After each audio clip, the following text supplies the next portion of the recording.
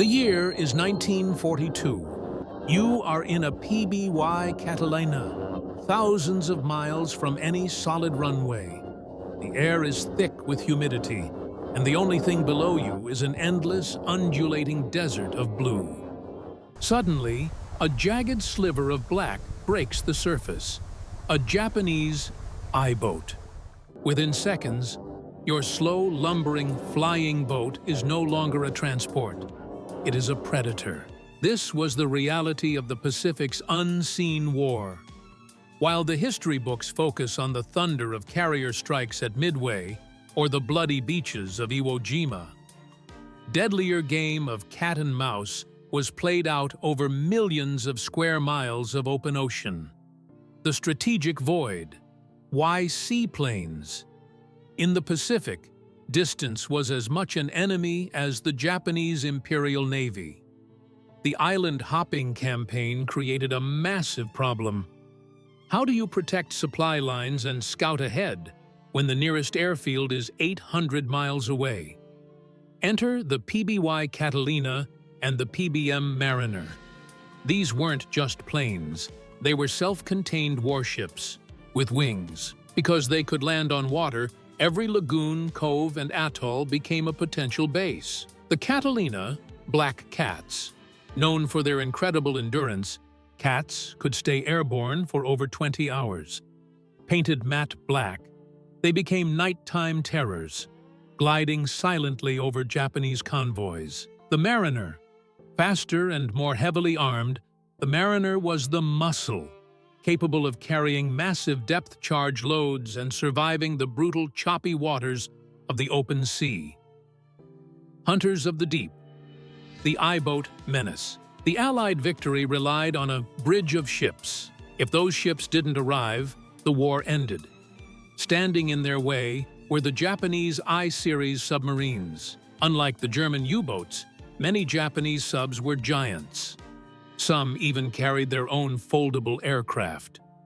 They were fast, dove-deep, and their long lance torpedoes were the most advanced in the world.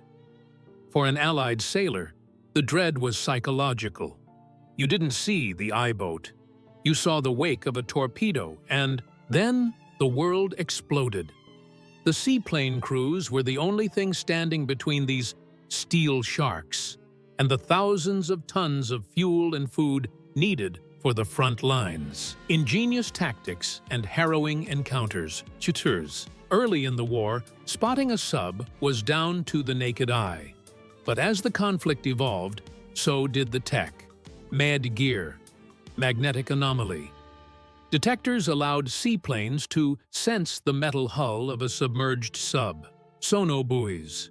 Crews would drop a pattern of microphones into the water to listen for the rhythmic thrum of Japanese propellers. The story of the PBY versus the sub. One of the most dramatic encounters occurred in June 1942. A lone Catalina spotted a Japanese sub recharging its batteries on the surface. Because the Catalina was so slow, the sub commander decided to stay on the surface and fight it out with deck guns. What followed was a low-altitude dogfight between a plane and a boat. The PBY pilot, flying just 50 feet above the waves to avoid the anti-aircraft fire, dropped his depth charges directly alongside the hull.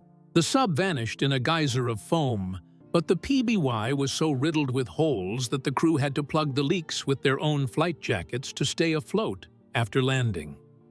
The forgotten arsenal. Tech and training. Hunting a submarine from a plane required a PhD in patience and a stomach of iron. Air crews underwent grueling training in navigation. If you missed your mark by just 1 degree in the Pacific, you died in the empty ocean. The planes were modified into flying laboratories. They carried Lee lights, massive searchlights, to blind sub-crews at night and early versions of ASV radar. However, the most important tech was the crew's resilience. Living in a tin can that smelled of salt, grease, and sweat for 18 hours at a time, these men suffered from Pacific fatigue, yet they never stopped scanning the horizon. Legacy of the Sky Patrols. Why is this chapter forgotten? Because it wasn't flashy. There were no massive explosions that changed the map in a day.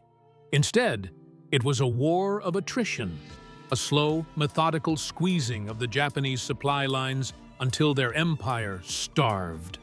The true impact: search and rescue. Seaplanes saved thousands of downed carrier pilots, including future President George H.W. Bush. They ensured that for every one torpedo the Japanese fired, 10 Allied ships made it through. The Pacific War was won by the unseen. It was won by the navigator squinting through a sextant, the radio operator listening to static for a faint ping, and the pilot holding a vibrating yoke for 20 hours straight. The Catalina and the Mariner were the unsung guardians of the blue, turning the vastness of the Pacific from a Japanese hiding place into an Allied highway.